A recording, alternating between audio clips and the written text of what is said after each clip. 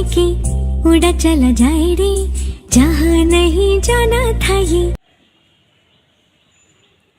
Hello friends, welcome back to my channel. তো তোমরা কেমন আছো বন্ধুরা? আশা করছি ভালো আছো। তোমাদের সাথে আমি অনেকটা ভালো আছি। আমার চ্যানেলে তোমরা যদি নতুনই থাকো প্লিজ চ্যানেলটা জলদি সাবস্ক্রাইব করো আর পাশে থাকা বেলটাকে টিং টিং টিং করে বাজিয়ে দাও, কারণ কি আমার ভিডিও নোটিফিকেশন যাতে করে তোমরা সবার আগে দেখতে পাও। তো আজকে ফাইনালি আমার জীবনে একটা খুব স্পেশাল একটা ডে, আর এই ব্লগটাও খুব স্পেশাল হতে চলেছে, কারণ কি আমি আজকে স্পেশাল মানুষের সাথে একটা স্পেশাল জায়গায় যেতে চলেছি। তো চলো তোমরা ফার্স্ট টু লাস্ট ভিডিওটা দেখতে থাকো। ভিডিওটা শুরুর প্রথমেই সুন্দর একটা কমেন্ট নিয়ে নিই। মার্কসম্যান বারবার বলেছে দারুণ দারুণ। তোমাদের এই ছোট ছোট কমেন্ট আমাকে অনেকটা অনুপ্রেরণা দেয়, থ্যাংক ইউ।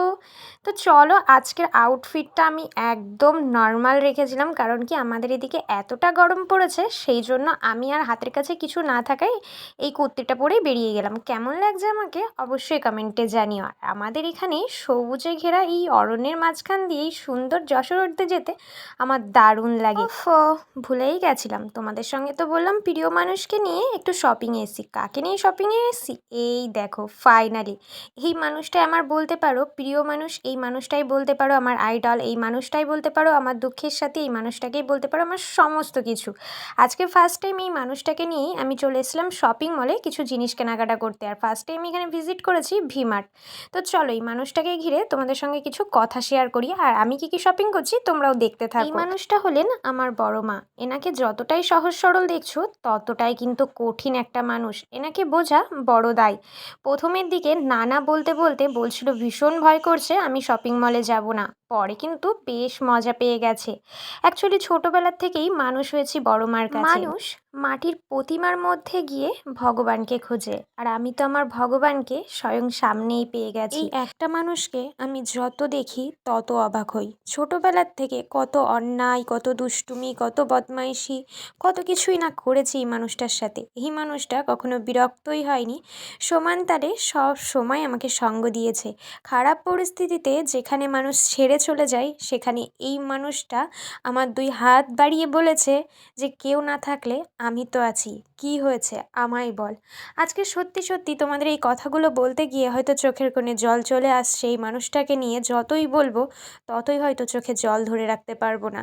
আমার জীবনে বন্ধু বলো, সঙ্গের সাথী বলো, বা দুঃখের সময় এক চিলটে হাসি বলো, এই মানুষটাকে ঘিরে। এই মানুষটা না থাকলে হয়তো আমার জীবন কবেই থেমে যেত। এই স্বার্থের দুনিয়ায় যত মানুষকে আঁকড়ে ধরে বাঁচার চেষ্টা করেছি না কেন, তত মানুষই আমার খাদে ফেলে দিয়ে চলে গেছে। সেই খাদ থেকে উঠে আসার একমাত্র রশি বলতে পারো আমার এই বড় মা। যখনই কোনো খারাপ সংকটে পড়েছি, নিঃস্বার্থভাবে ভালোবাসা দিয়ে দুহাত মেলে দিয়েছে। এই স্বার্থের দুনিয়াতে যখন আমি নিঃসঙ্গতা নিয়ে একদম ভেঙে পড়েছি, তখন এই মানুষটা হাত বাড়িয়ে বলেছে আমি তো আছি, ভয় পাস না, উঠে দাঁড়া, ঘুরে দাঁড়া, তুই পারবি, পারতে তোকে হবেই, আমি যে তোর সাহস, আমি থাকলে তুই সব পারবি। আজকে এই মানুষটাকে নিয়ে আমার বলতে কোনো দ্বিধাবোধ নেই। এই মানুষটার জন্য আমি জন্ম পেয়েছি, বেঁচে থাকার মানে খুঁজে পেয়েছি, সাহস পেয়েছি। যে মেয়েটাকে একদিন যোগ্যতাহীন বলে কিছু মানুষ দূরে সরিয়ে দিয়েছে, সেই মেয়েটাকে নিজের সবটুকুনি দিয়ে আজকে যোগ্য প্রমাণ করেছে। যে সময়টা নিজের আয়নার দিকে তাকাতে পারতাম না যে কি ভুলটাই না জীবনে করেছি, সেই সময়টা হাতে হাত রেখে সেই যুদ্ধের সিচুয়েশনটাকে সে আমাকে কামোবার করে নিয়ে গেছে, তাও আবার শুধুমাত্র নিঃস্বার্থ ভালোবাসা দিয়ে। হ্যাঁ, আজকে একটা কথা বলছি, তোমাদের হয়তো খুব বিকট লাগবে শুনতে, তবুও বলছি। মা বাবার ভালোবাসাতেও স্বার্থ থাকে। যদি বলো কী স্বার্থ? বয়সকালে ছেলে মেয়ে উচ্চশিক্ষায় শিক্ষিত হয়ে কোনো কাজবাজ করে আমাদেরকে দেখবে, আমাদেরকে ভালো রাখবে, আমাদের আর্থিক সাহায্য করবে। কিন্তু এই মানুষটার মুখ থেকে কখনো আমি সেটা শুনিনি যে তুই বড় হয়ে কিছু করে আমায় দেখিস। শুধু এটাই শুনেছি তার চোখ ভরা স্বপ্ন যে আমি তোকে পড়াশুনো শেখাচ্ছি, আমি তোকে যোগ্য প্রমাণ করছি, এই কারণে নিজের জীবনের নিজের পথটা নিজে চলতে শেখো। আমি যখন থাকবো না, নিজের যোগ্যতা দিয়ে নিজের এই সমাজ গড়ো, যেখানে তোমার দিকে কেউ আঙুল তুলতে পারবে না, যেখানে তোমার দিকে কেউ কাদা ছেটাতে পারবে না, তোমাকে অযোগ্য বলে কেউ গালি দিতে পারবে না, কেউ দূরে ঠেলে দিতে পারবে না। এই মানুষটার এটুকুনি স্বপ্ন আমাকে ঘিরে, যে নিজের জন্য আমি কিছু করি। যাই হোক, অনেক কথাই তোমাদের সঙ্গে শেয়ার করলাম। এই মানুষটার সম্পর্কে আমি তো আগাগোড়াই বলেছি, যতটুকুনিই বলবো কম হবে। ইনি আমার বড় মা, আর এই বড় মা নৈহাটি বড় মার মধ্যে আমি কোনো তফাৎ বুঝি না। নৈহাটির বড় মা যেরকম আমার কোনো বলার আগেই বুঝে গিয়ে সে দুহাত ভরে সমস্ত কিছু উজাড় করে আমাকে দিচ্ছেন, এই বড় মাও ঠিক তেমনই। মায়ের মধ্যে হয়তো মায়ের স্নেহটা পাইনি, এই মায়ের মধ্যে আমি সেই স্নেহটা পেয়েছি, ভালোবাসা পেয়েছি, বাঁচতে শিখেছি, নতুন জীবনে পদার্পণ করেছি। ও জানো তো, কিছু সময় কিছু কিছু মুহূর্তে হয়তো কত কটু কথা, কত আঘাতও দিয়ে ফেলেছি।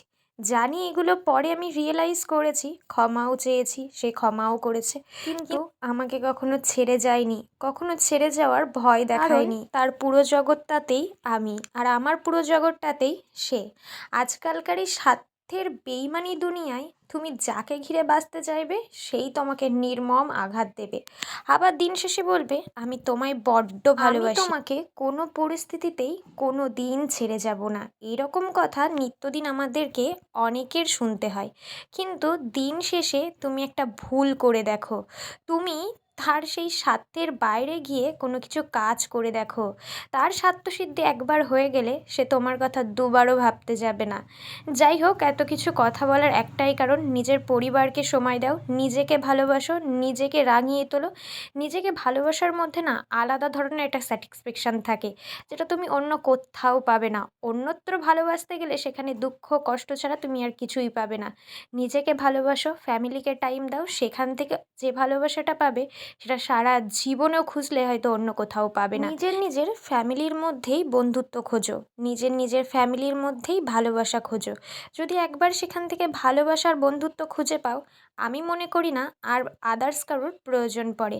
আদার্স কেউ আসে শুধু স্বার্থসিদ্ধির জন্য, স্বার্থসিদ্ধি হয়ে গেলেই টাটা বাই বাই। তখন তোমার দেয়া প্রতিশ্রুতি, ভালোবাসা, এত এত কেয়ারিং সমস্ত কিছুই মিথ্যা হয়ে যায়। তুমি কি করলে তার জন্য, কতটা ভালোবাসলে তার জন্য, কি বিসর্জন দিলে, এগুলো কোনো কিছুই আর মনে থাকে না। যাই হোক, অনেক প্রসঙ্গই তোমাদের সঙ্গে আজকে শেয়ার করলাম। একটু বোরিং লাগলো, কিন্তু আমার এই মনের কথাগুলো তোমাদের সঙ্গে শেয়ার না করলে হয়তো মনটা খালি হতো না। আজকে বড় মাকে নিয়েই চলে এসেছিলাম বাবার দর্শনে, আর এটা হচ্ছে বাবার মন্দির। বনগাঁয় আসলে আমি তো এটা দর্শন করবই। এর পাশ দিয়ে যেতে যেতেই বাবাকে একবার দর্শন না করে গেলে মনটা যেন একদম ভালো লাগে না। একজনকে বলা আমার বড় মার একটা ডায়লগ, তোমরা এবার শুনে নাও। ওই যে আরে দিদি কি করছে? আরে বৌদি কি করছো পড়ে যাও যে।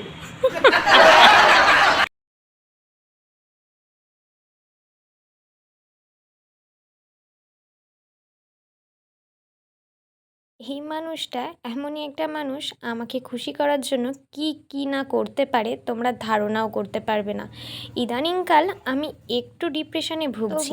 ওই যে একটা কথা আছে না, মেয়ে তো মুখে হাসি নিয়ে চলতেই হবে। তুমি যে খারাপ আছো এটা আবার কাউকে বোঝাতে পারবে না, তাহলেই তুমি সেটা হাসির খোরাক হয়ে যাবে।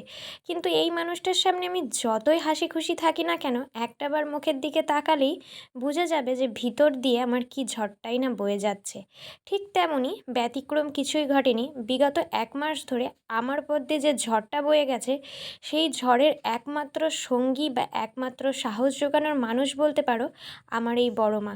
ঝড় বলতে একটু বড়সড় ঝড়ই উঠেছিল, কিন্তু সেই ঝড়টাকে একদম টোটালি নিজের দিকে নিয়ে এমনভাবে ঘুরিয়ে দিয়েছে আর আমাকে এতটাই মোটিভেট করেছে, আমি তো এখন তাকে ছাড়া আর কিছুই বুঝি না। তো চলো, কিছু কেনাকাটা তো অবভিয়াসলি আজকে করেছি, সেটা তোমাদের নেক্সট ব্লগে অবশ্যই দেখাবো। আর আজকে কিন্তু আমি আমার প্রিয় মানুষকে মন ভরে শপিং করে দিয়েছি, তাও আবার নিজের উপার্জনের পয়সা দিয়ে। অ্যাকচুয়ালি নিজের উপার্জনের পয়সা দিয়ে যদি পরিবারের জন্য কিছু কেনাকাটা করো, সেটা একটা আলাদা ধরনের শান্তি পাবে। আর এই সমস্ত মানুষজন প্রিয়জনকে ছোট্ট একটা কিছু দিলেই এত খুশি হয়ে যায়, মনে হয় কি জীবনে হয়তো সেরা সেরা কোটি কোটি টাকার কোনো জিনিস দিয়ে ফেলেছি।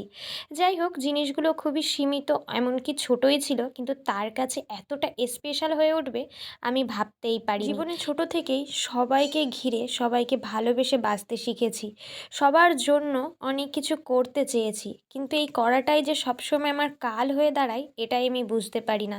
মানুষকে অতিরিক্ত ভালোবাসা, অতিরিক্ত ভালোবেসে কাছে টেনে নেওয়াটাই সব থেকে যে ভুল হয় সব সময়, সেটাই ছোটোর থেকে বুঝে উঠতে পারলাম না। অ্যাকচুয়ালি বড় তো হয়েছি, কিন্তু মানুষ এখনও আমি চিনতে শিখিনি। এই মানুষটা আমাকে সাজানো নিয়ে এত এত স্বপ্ন দেখে, কোথাও গেলেই তো আগে খুঁজে বেড়াই আমাকে কি পরলে সব থেকে বেশি সুন্দর লাগবে। জানি মানুষটার সামর্থ্য বেশি নেই, তবু আমাকে সাজানোর কোনো দিক থেকে কমতি রাখে না। আজকে নিয়ে চলে এসেছিলো কিছু সিটি গোল্ডের দোকানে কিছু জিনিস কেনাকাটা করে দেবে বলে। সিটি গোল্ডের এত দাম বেড়েছে, আমি আর বেচারির থেকে কিছু না নিয়েই চলে আসাতে খুব মনে কষ্ট পেয়েছে, কিন্তু এখান থেকে তার জন্য আমি দুটো জিনিস পারচেস করেছি, সেটা তাকে না জানিয়ে। ভেবেছি সারপ্রাইজ দেব, জানি এখানে বললেই সে একদমই না না করতো, নিতেই চাইতো না।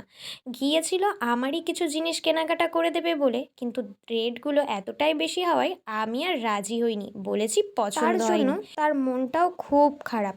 খারাপ থাকলেও আমার কিচ্ছু করার নেই। এতটা বড় হয়েও যদি মায়ের থেকে ভালোবাসার পরিবর্তে আবার জিনিস নিতে হয়, তাহলে বলবো কিসের মেয়ে হলাম, যেখানে এতটা বয়সে এসে আমারই তাকে কিছু দেওয়া উচিত। বলো, তোমার শপিংয়ে গিয়ে আমার সঙ্গে কেমন লাগলো? তাও আবার শপিং মল। কেমন লেগেছে? খুব ভালো লেগেছে, খুব ভালো। হাতে কি কি কিনেছে একটু দেখা দাও উঁচু করে। সাবাস, বিশাল কেনাকাটা। কিছুই দিতে পারিনি, তারপরেও সে বেজায় খুশি। আর এই যে আসছে আমার ড্রিম কার। জানি জানি অনেকে অনেক কমেন্ট করবে, তারপরেও ড্রিম কার বললাম কারণ আমার খুব পছন্দের এই কারটা। Tata, bye bye. আজকের ভিডিওটা কেমন লাগলো অবশ্যই কমেন্টে জানিও। নেক্সট ব্লগে দেখা হচ্ছে।